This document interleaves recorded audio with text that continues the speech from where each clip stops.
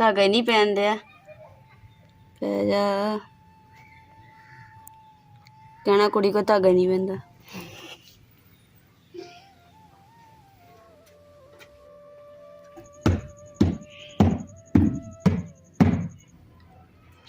चलो किचन की खुशी दे विच ना सफाई हुई है साफ सुथरा। अम्मी आए सी ते रात नूं मेरी बहुत ठंड लगी है ते इस वास्ते अम्मी कहते मैनूं ना रजाई कट के दो पेठी चो ते अज अम्मी दी रजाई कटदे हैं। सुनियो अम्मी दा ट्रंक वजनी है मेरे को कुछ कोई मेरे को नहीं चक्या जाना ना देख जूगा।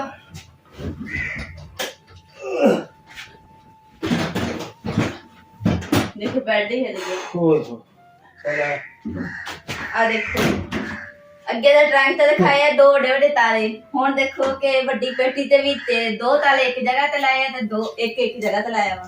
देखो जी टोटल 3 ताले लाए 3 मेरी पेटी नु देखो एक ताला भी नहीं लगया वो चाबी। आ देखो जी अम्मी ने एक छोटा ताला लाया एक बड़ा ताला दो ताले इधर लाए एक ताला हा लाया।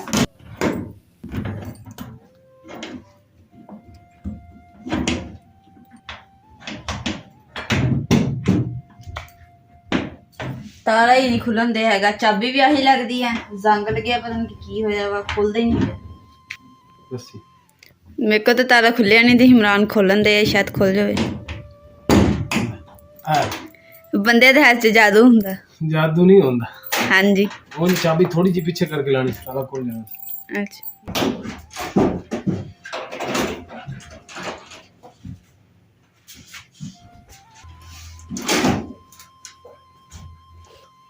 सानू ना मच्छर लड़ते सी ते असीं मच्छरदानी लभदे रहे सानू लभी नहीं हैगी ते अम्मी ने देखो जी संभाल के बंद बुन के विच रखी है पेटी दे विच।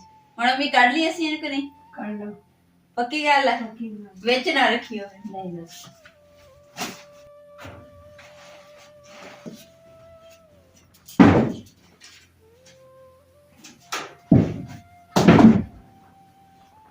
आ देखो अपना कंबल रजाई बड़ी भारी है अम्मी पता नहीं कितना चुकते हैं। रजाई देखो कितनी भारी है मेरे को नहीं चुकी जानी तो अम्मी को चुकी जानी अम्मी दे कमजोर ही इन्ने।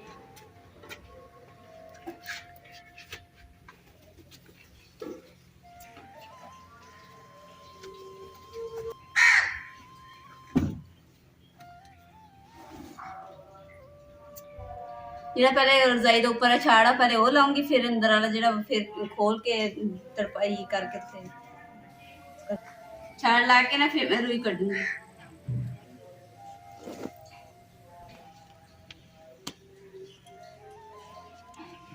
नाले धुप भी बड़ी तेज है ऐ जिवें सुइयां खुभदी होंदियां सुइयां।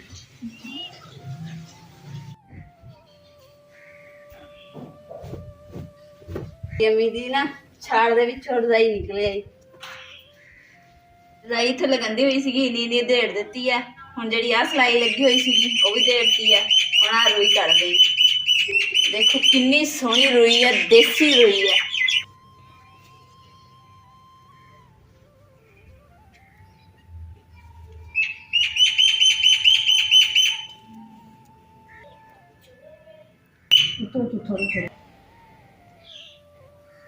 धागा ही नहीं पहन दिया हम फिर तो कर दिए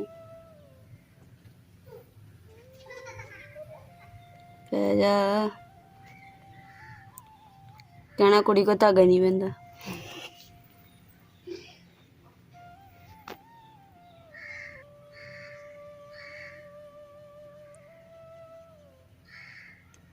लो जी कुड़ी जित गई। देखो रजाई दे विच ना मैं रुई कितनी ज्यादा कड्डी है हुण इन्हां नूं इक्को जी कर लैंदे को।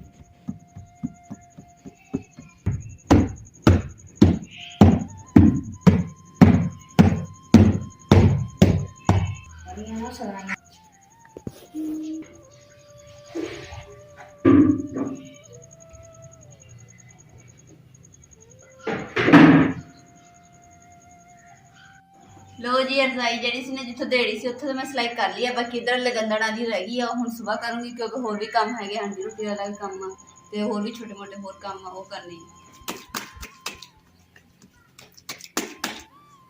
चलो जी थापियां भी थप हो गई हुण इत्थे माड़ा जिहा हत्थ मार खलारा घर च बहुत पिया है तो मैं क्या चल इन्हां नूं क्लोज करके रख देंगे।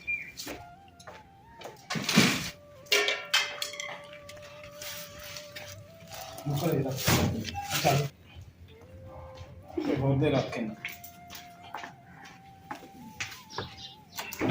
दिन आया सप ਤੇ ਸ਼ਾਮ ਦੇ ਟਾਈਮ ਤੇ ਇਸ ਵਾਸਤੇ ਅਸੀਂ ਜਿਹੜੀ ਨਾ ਸਾਰੀ ਸਫਾਈ ਸੂਈ ਕਰ ਕਿਉਂਕਿ ਕੱਖਾਂ ਦੇ ਵਿੱਚ ਉਹ ਇੱਟਾਂ ਝਾੜੂ ਜਿੱਥੇ ਪੈਣ ਉਹ ਉੱਥੇ ਆ ਕੇ ਜ਼ਿਆਦਾ ਬੈਂਦਾ ਕੋਈ ਮਿੱਟੀ ਕਲਰ ਦਾ ਸੀ ਤੇ ਲੱਕੜਾਂ ਵੀ ਉਦੋਂ ਦੀ ਫਿਰ ਅੰਦਰ ਹੁੰਦਾ ਫਿਰ ਲੜ ਗਿਆ ਤਾਂ ਫਿਰ ਬੜੇ ਮਾਮਲਾਤ ਖਰਾਬ ਹੋਣੇ ਤੁਹਾਨੂੰ ਪਤਾ ਹੀ ਹੈ। ਸੱਪ ਚੰਗੇ ਹੋਇਆ ਕਿ ਦੇਖ ਲਿਆ, ਜੇ ਨਾ ਦੇਖਦੀ ਤੇ ਫਿਰ ਮੇਰੇ ਸੱਪ ਨੇ ਲੜ ਜਾਣਾ ਸੀਗਾ ਤੇ ਇੰਨਾ ਸ਼ੁਕਰ ਅੱਲਾ ਨੇ ਬਚਾ ਲਿਆ ਮੈਨੂੰ।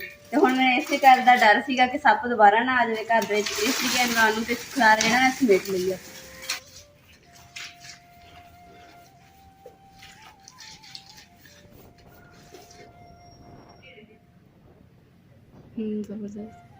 हाँ मुकद्दस हुण दस पहले किदां सी ते हुण किदां सी? हुण सप सुप दा ठूए छूए दा कोई डर डोर या कोई चीज़ आए हुण ते माशाअल्लाह खूबसूरत लगन लग गया।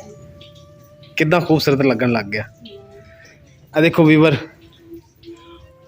आ देखो सारी असी सफाई कीती है ते किचन दी लोकेशन बनाई है ते साड़ियां लकड़ां पईयां सी जित्थे अगले दिन सप आया सी। तुसीं देखिया सी किन्ना गंद सीगा ते इमरान ने मेरी बहुत हेल्प की। इमरान बहुत बहुत शुक्रिया, मैं बहुत खुश हाँ। Welcome welcome.